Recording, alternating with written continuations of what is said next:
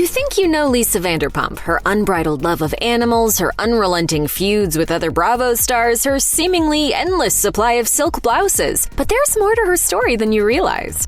When Lisa Vanderpump first met Ken Todd, she was just 21. A working actor, she'd gotten her start at the age of 13 when she nabbed a role in the series A Touch of Class. Meanwhile, Todd was 37, a successful restaurateur, and previously divorced. Some might call the two an odd pairing, but they would soon call themselves something different: husband and wife. The pair fast-tracked their relationship. Within 6 weeks of meeting, they were engaged, and within 3 months, they were married. A whirlwind romance? Most definitely. True love right from the start?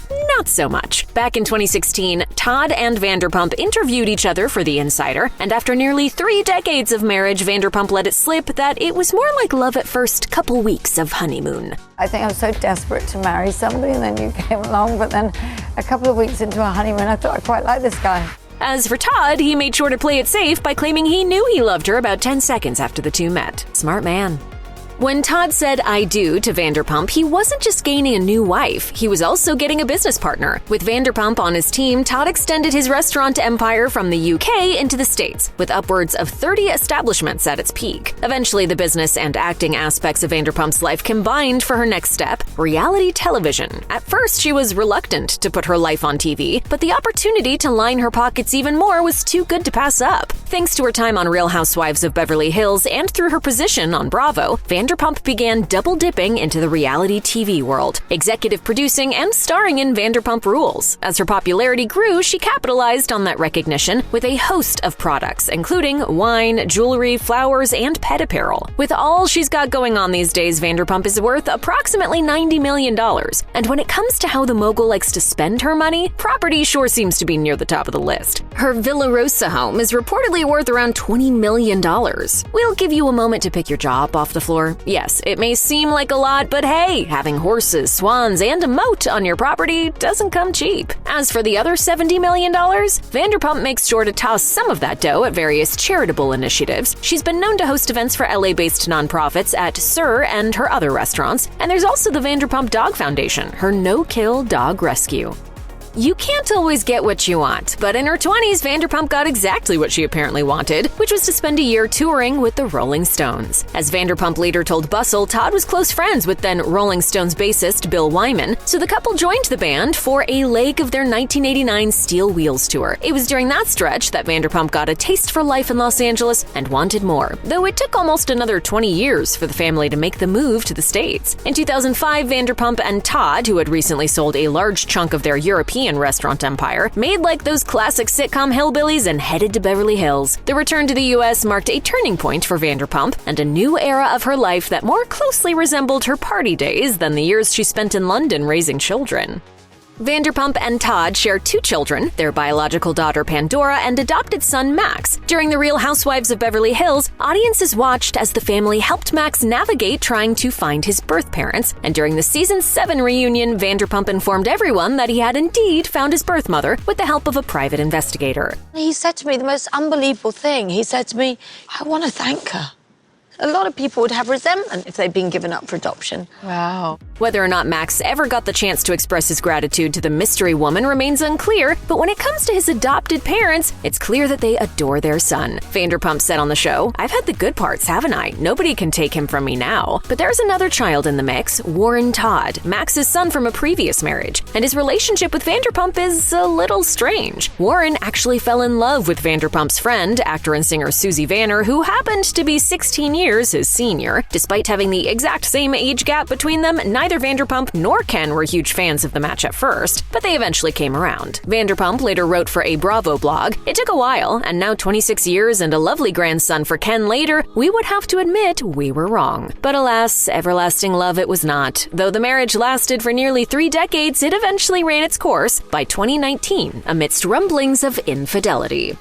Though it eventually became a boon to her family empire, some of Vanderpump's family members weren't exactly thrilled at the prospect of her becoming a real housewife. Speaking to E! News about some of her family back in England, Vanderpump was blunt, saying, "They're not supportive. It's a reality show and that doesn't quite fit in with their perception of what I should be doing with my real life. People in England don't talk like that." In her very Vanderpump blog, Lisa's daughter Pandora asserted that what the viewers at home see isn't exactly indicative of the mom she knew as a kid growing up in Britain. "When I think of my mother, I think of her in distressed denim overalls and Wellingtons. Attention-seeking servers weren't pitching fits at my parents' businesses every night."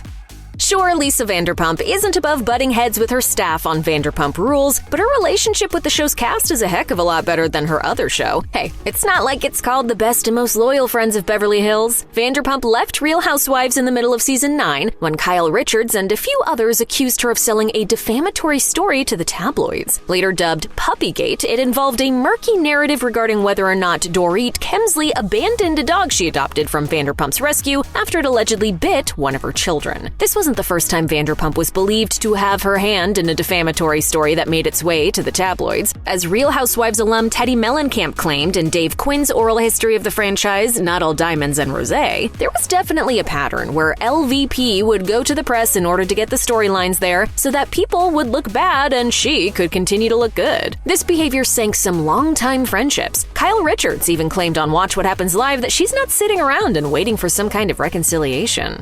How much I miss my friendship with LVP? Yeah, on a scale of 1 to 10. 2 to 3.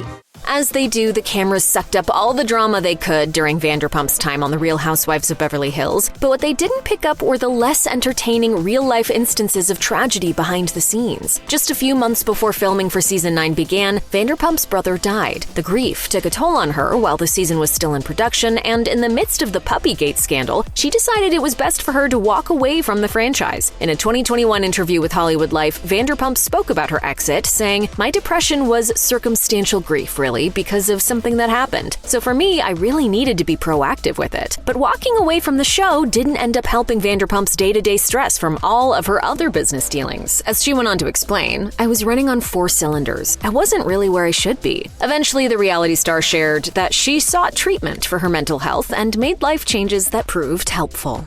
As it happens to all of us, sometimes the cure for getting away from it all is to walk out to your stables, get on your favorite horse, and set off on a stress-reducing ride. Or maybe that's just what Lisa Vanderpump does. In addition to having miniature horses on her property, Vanderpump makes sure to keep a few of the bigger ones around as well, as she's always been a devoted horseback rider. But when it comes to riding horses, it's not a matter of whether or not you'll ever fall off your horse. It's really a matter of when. Some say that you aren't a true rider until you fall off, and by that measure, we can safely say that Vanderpump has earned her stripes. In January 2022, after Vanderpump's horse was startled by something, the reality star ended up on the ground, breaking her leg in 2 places. But after emergency surgery and a 6-month recovery, Vanderpump was back to her old self, which meant that she was back in uncomfortable footwear.